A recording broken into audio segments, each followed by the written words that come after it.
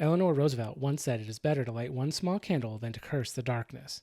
In the darkened landscape that is Western video games, Korean game studio Shift Up's newest title, Stellar Blade, may just be a small light for gamers to rally around, instead of just cursing the darkness.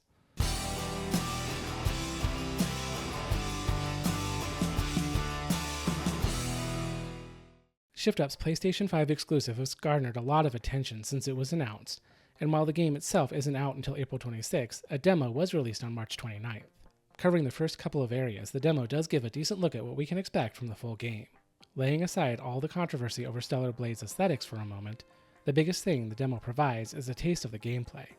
It's a mix of Souls-like combat mixed with a little Devil May Cry and the Nair series. Stellar Blade is more Sekiro than Final Fantasy XVI, which means the game requires a lot more strategy than the trailers may have indicated. Added to this, we have more insights on the game's emphasis on customization. In the full game, there will be a large range of outfits and gear to equip Eve with. More than aesthetics, these items will allow players to adapt Eve to their playstyles, and even affect the game's difficulty. This provides a lot of flexibility in playstyles, and even some replayability. The basic premise revolves around a future in which monsters called Natiba arose and overran the Earth, forcing human survivors to flee their planet for colonies on other worlds. When the game begins, an assault is launched with modified soldiers with the intent of retaking Earth. Further details are scarce, but we know that the main character's unit is tasked with finding something called the Elder Natiba in order to capture or kill it. Unfortunately, the assault plays out like the Big K invasion in Starship Troopers, decimating humanity's forces.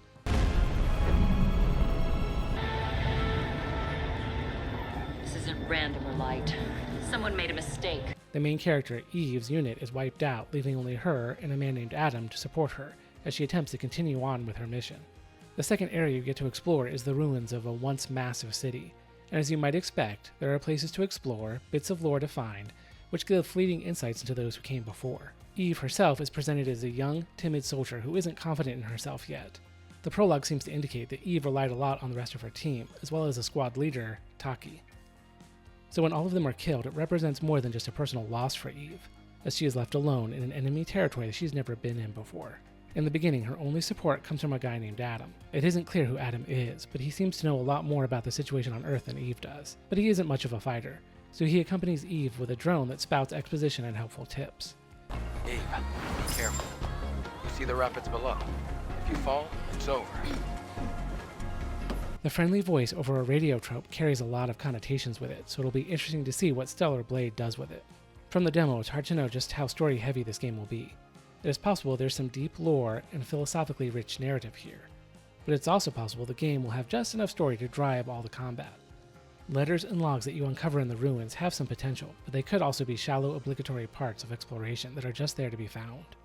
There is enough to form the basis of some speculation though.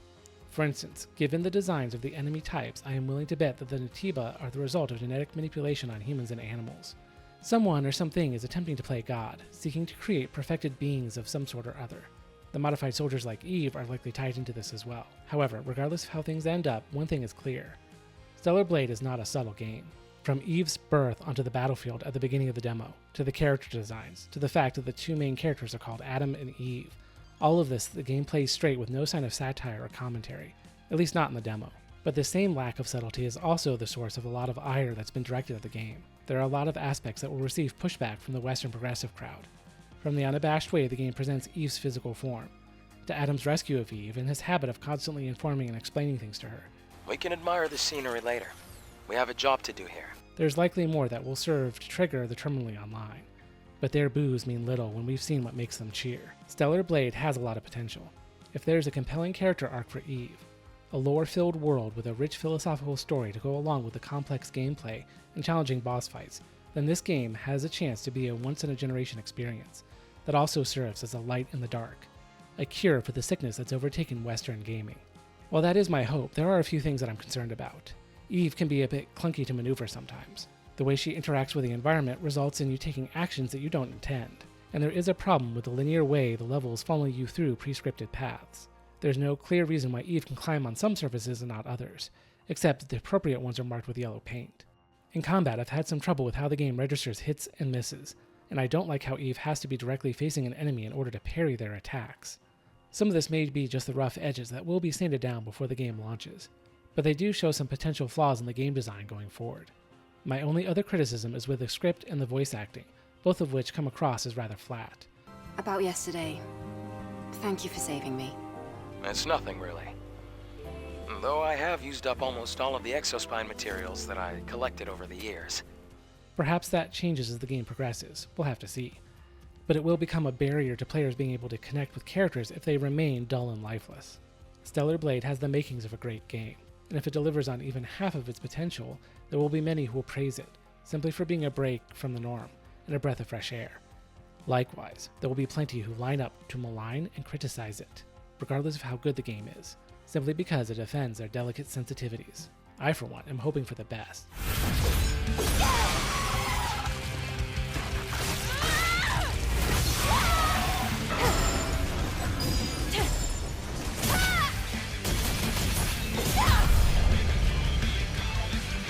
But as always, this is just one Rebel's opinion. But what do you think? Have you played the Sellar Blade demo? Are you looking forward to the full game? Let me know in the comments below. Please hit the like button and subscribe so you'll get my full reaction and analysis of this game and more, right here on Rebel Normal.